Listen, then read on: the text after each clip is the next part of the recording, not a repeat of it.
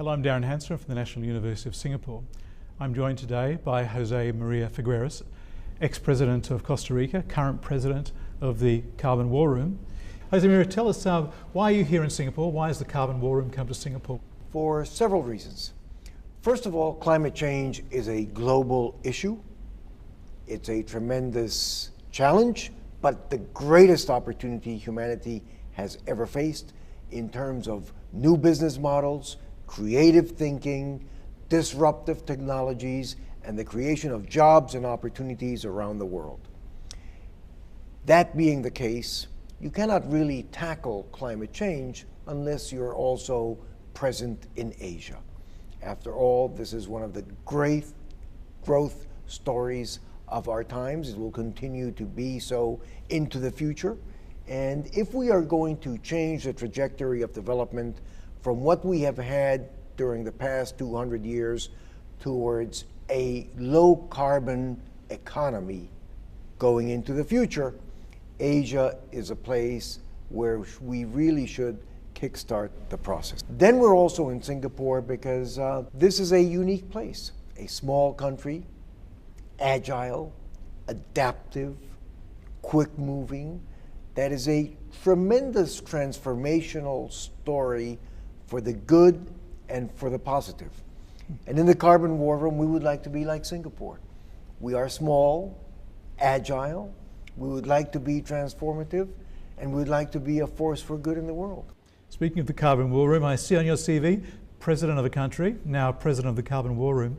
What are some of the different challenges in leading both entities? Well, leading a country, of course, is a rather unique experience. But in every position of leadership that I have served in, there are certain commonalities which I think are worthwhile mentioning. First of all, leadership is all about personal example. If you don't walk the talk, you're not going to be in a leadership position for very long. Secondly, one also must recognize that leadership is often a lonely place, because after you have heard advice from those that can better illustrate the theme or the subject matter on which you are about to take decisions, when it comes to taking that decision, one is often confronted with the fact that what is right is not necessarily popular.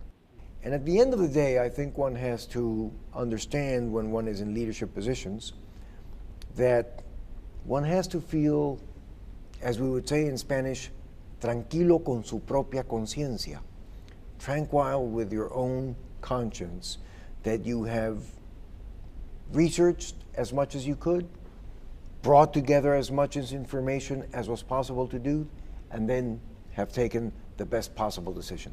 What's the best piece of leadership advice that's been given to you?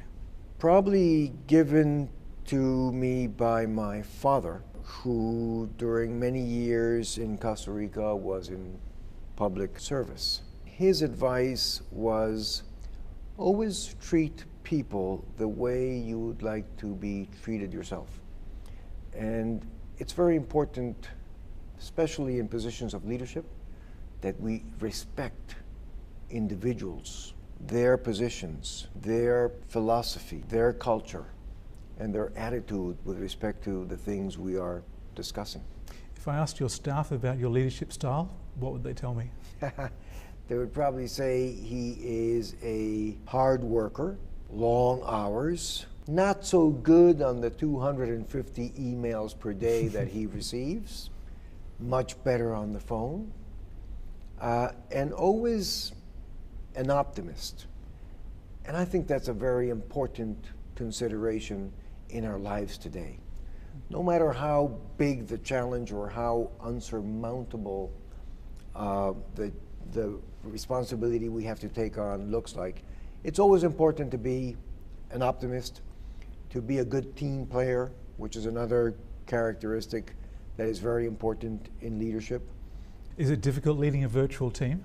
You know, that's something that has taken a lot of adjustment, not only on my part, but on the part of my colleagues on the senior leadership team and everybody else in the organization. The Carbon War Room is fast-paced, fast-moving, and we are attempting to grow this organization, a nonprofit all about profit in reducing carbon emissions in a profitable way, into a global organization. Towards the future, I guess it's going to be much more an element of management and of leadership in organizations than it has been in the past.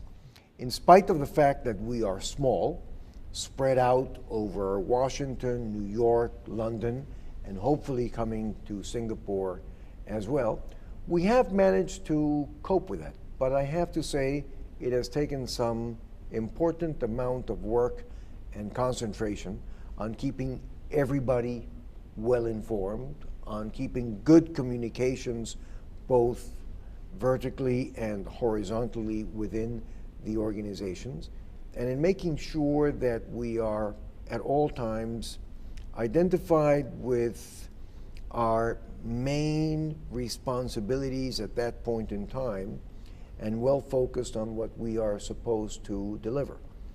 So we have found it very relevant to have a once a month unchangeable senior leadership team, which is a face-to-face. And that allows us to go through the rest of the month in a virtual form. José María, thank you very much for your time today, and thank you for joining us.